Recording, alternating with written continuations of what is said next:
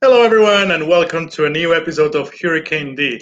Today, I'm not going to talk about movies, but I'm going to talk about one of my favorite topics, which is ska and rocksteady, and boxing, of course. So, I'm going to tell you this interesting story about Alton Ellis and Bunny Grant. Ringy archives tell us that Leslie Bunny Grant was a Jamaican light welterweight boxing champion, active during the early 1960s. Whilst there have been many Jamaican-born boxers on an international scene before and since, most fought under the flag of an adopted country such as the USA, Canada, or Great Britain. Grant was revered in Jamaica largely because he fought as a Jamaican. Alton Ellis and Bunny Grant grew up in Trenchtown and rubbed shoulders during the 40s and the 50s. The Boys Town Youth Club, which also housed a boxing gym, was a spot that nurtured their respective talents. The wide expanse of playing area on the outside afforded Grant the opportunity to explore his horse riding aspirations as a jockey before he settled on boxing. Ellis, on the other hand, explored the possibility of being a great dancer on the popular Beer John's Opportunity Hour talent show before transitioning into singing. But outside of those commonalities and differences, to which should be added their common birth month of September, Ellis viewed Grant as a role model and a trendsetter who blazed a trail that very few could follow. Just about the time that Grant emerged as a force to be reckoned with in international boxing, Ellis was on a mission to destabilize the rude boy culture that was springing up in Jamaica shortly after independence on August 6, 1962. Just 2 days earlier, Grant had given Jamaica its first gift as an independent nation, snatching the Commonwealth lightweight title from the Englishman Dave Charnley at the National Stadium. In his efforts, Ellis recorded the song Dance Crasher, in which he mentions Grant and lauded him for his efforts in setting the example for the youth to follow. A big ska hit in 1965 and 1966.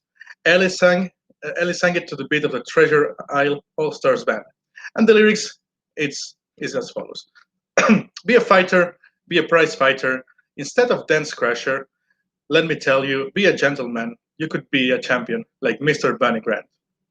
Ellis further urged the dance crasher, don't break it up, please don't make a fuss, don't use a knife to take another fellow's life, go to a gym and get yourself in trim.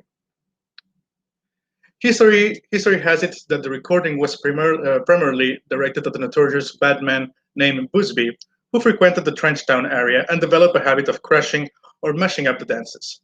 Ellis followed up with four other recordings: Cry Tough, Don't Trouble People, The Preacher, and Blessing of Love, all on the same topic, all done for the producer Do Great, and all aimed at overturning the efforts of his adversaries. So a bit of history about Bunny Grant, the boxer. Bunny Grant has the distinction of being the first Jamaican boxer to fight for a world title.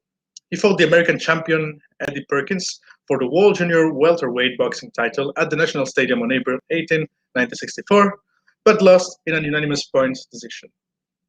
In 1962, Grant held as many as four titles simultaneously: the Latin American Junior Welterweight title, the Commonwealth Lighterweight title, and the Jamaican Lighterweight and Welterweight title.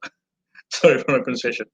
On August 5, 1962, on the eve of Jamaica's independence from Britain, Grant did Jamaica proud by winning, as previously mentioned before, the Commonwealth Lighterweight title, defeating the Englishman Dave Charnley inside the new built National Stadium.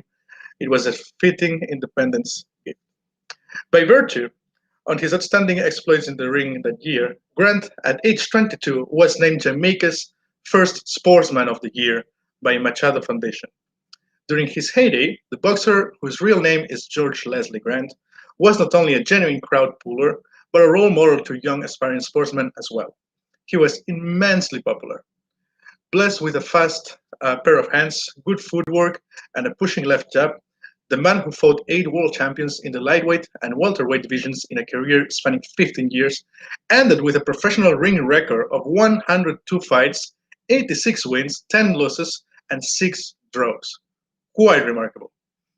After his memorable victory against Charnley, Grant defeated the world number 3 lighterweight Doug Bryant of Cuba in his next fight at the National Stadiums a month later, out-jabbing and out-punching his opponent for his biggest win. Other notable bouts were his loss to the highly ranked Carlos Hernandez of Venezuela in 1963, which for a time set back his bid for a crack at the world title, and his victory over fellow Jamaican Percy Hales for the local welterweight title in the early 70s. This inside the national arena. Significantly, Ring Magazine, in its ranking for February 1965, named Grant as the #1 contender for Carlos Ortiz's world title. Between 1963 and 1968, he was consistently ranked in the top 10 in the junior welterweight division. For his outstanding contribution to boxing, Benny Grant was introduced to Jamaica's Sports Hall of Fame on October 21 of the same year. Well, if you liked today's program talking about ska and boxing, don't miss the next program that is gonna be on April 29th, because we're gonna talk about Prince Buster, his professional boxer, and his amazing connection and history with Muhammad Ali. Yes. So if you like the program, please subscribe, click on like, and you can leave any comments if you want that we talk about a specific topic. See you in 2 weeks.